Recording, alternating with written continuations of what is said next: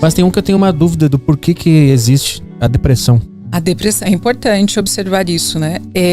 Na depressão, na verdade, é um conjunto de fatores, né? A depressão, na verdade, todos os transtornos, a depressão também é multifatorial. Então, são vários fatores que contribuem para o desenvolvimento do quadro da depressão, né? No contexto da produtividade, a gente pode pegar isoladamente algumas características. Então, por exemplo, a partir do momento que eu sou mais seletiva em relação que eu sou mais seletiva sobre os meus relacionamentos, que eu observo mais as pessoas, que eu tenho uma tendência a ponderar desafios antes de aceitá-los. Então, a pessoa no quadro depressivo, ela tende a ser mais pessimista, ou seja, ela prevê desfechos negativos, não é verdade? E eu sou atenta a essa possibilidade, então, por exemplo, o outro extremo também não é legal, você só ser otimista na sua vida, né? Só ser, não ponderar riscos, não ponderar perdas. Então, talvez poderia, num funcionamento mais adaptativo, observar que, de fato, sim, o lado negativo da vida existe dentro da realidade, né? Então, é importante considerar a realidade como um todo. É claro que daí na depressão isso vai para o extremo, né? Eu começo a generalizar essa visão pessimista. Mas é saudável você olhar para a realidade e entender que existe a dor, entender que existe o sofrimento, entender que existe a frustração e você estar aberto, disposto a isso também. Nós trabalhamos muito isso em terapia. Tem até uma outra linha teórica dentro da prática baseada em evidências que se chama terapia de aceitação e compromisso. A aceitação fala exatamente sobre essa abertura, essa disposição em você ter contato com a realidade, considerando tudo que ela tem para oferecer, mesmo que seja doloroso, mesmo que seja o sofrimento.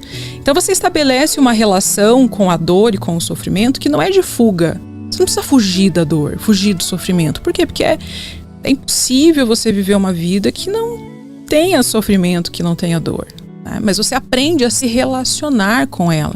Você aprende a entender o que ela quer dizer. Será que dói porque é significativo para mim? Vale bastante para mim? Por isso que está me fazendo sofrer nesse sentido? Então, a terapia de aceitação e compromisso, ela nos ensina exatamente essa disposição, essa abertura em você se relacionar com a dor de uma forma mais funcional. E aí, só para termos de curiosidade, o compromisso, né, que é a terapia de aceitação e compromisso, seria o compromisso com a mudança, né? Então, eu aceito a realidade da forma que ela se apresenta, né? Eu não preciso ficar esperando mudar, esperando não ter dor para que eu fique bem.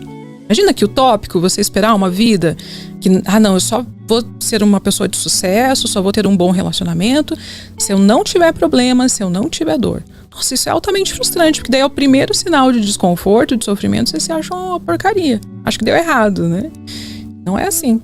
Então, a aceitação e o compromisso com a mudança. A mudança fala exatamente sobre essa forma mais flexível de você lidar com as relações, com os seus pensamentos, com a sua motivação, enfim, ela vai trabalhar vários processos psicológicos para você lidar de um jeito mais flexível. Então eu poderia pensar, a partir da tua pergunta, né, sobre o que daquele contexto da depressão que a gente poderia pensar num quadro mais adaptativo, mais funcional, seria nessa relação com a dor, com o sofrimento, você aprender a estar aberto, disposto a entender que ela faz parte da realidade. Quanto tempo faz que você atende pacientes? 13 anos já é bastante para identificar algum tipo de mudança na sociedade, assim, pelo menos os casos que chegam para você. Você diria que hoje a gente está em qual fase, assim, com os exemplos que você tem dos seus pacientes? O que está acontecendo com o ser humano hoje? Qual que é a coisa que mais aparece? Olha, o que eu percebo de muita diferença é o acesso à informação dos pacientes, né? Então, os pacientes já leram muito sobre o que eles estão sentindo, assim, grande parte dos pacientes, né? Não todos. Então, o acesso à informação, por vezes, torna os pacientes, às vezes, mais resistentes às nossas intervenções. Por quê? Porque ele já leu, ele já sabe, ele já tem o diagnóstico do Dr. Google, né? Ele já tem tudo pronto ali. Então, o acesso à informação, isso é uma característica. E aí, muitas vezes, o paciente já vem até com diagnósticos na cabeça. Eu tô achando que eu estou deprimido, eu tô achando que eu tenho transtorno de personalidade e tal, né? Então, ele é assim. Antes eu percebia que era menos, então os pacientes vinham menos instruídos em relação ao que se sente, à sua condição. Então a forma de expressar talvez foi diferente. O que a gente observa também, daí até epidemiologicamente, a gente tem dados que sustentam, né? É a prevalência de quadros ansiosos, principalmente. Não que antes não existisse, mas uma intensificação desses quadros ansiosos a gente tem observado. E isso eu acho que se deve a vários fatores, assim, tanto a pressão, né, do ambiente ali, das relações, o acesso às redes sociais, a questão das comparações, dos referenciais muito elevados, né? Hoje a gente não se compara mais com aquela prima que conseguiu tal coisa, você se compara com o top das galáxias naquela área, né? E aí então cria um distanciamento enorme entre as realidades, né? Fora aí condições, né, que por vezes sempre existiram, mas que também somadas a essas inovações podem ter sido intensificadas, como o contexto social do país, uma instabilidade econômica, né, a busca pessoal por produtividade, por desempenho, por resultados, uma pressão talvez social em relação a isso também, ou da própria pessoa, né. Então acho que também poderia pensar nesse sentido. E tem mais essa característica, você percebe que ela é apresentada em pessoas que moram em grandes cidades. Isso é uma coisa que eu percebo também, que a grande cidade, ela não é um problema, mas ela interfere bastante no funcionamento de um cérebro saudável, né?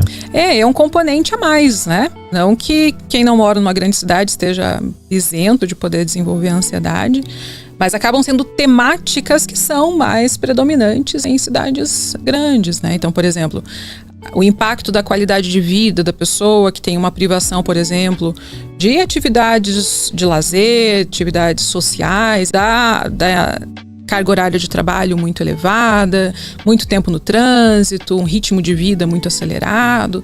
Então, as repercussões dessas condições acabam sendo bem características, né? E aí isso tende a trazer temáticas para a saúde mental que talvez alguém que mora no interior pode apresentar um quadro ansioso também, mas aí com outros contextos envolvidos também, né?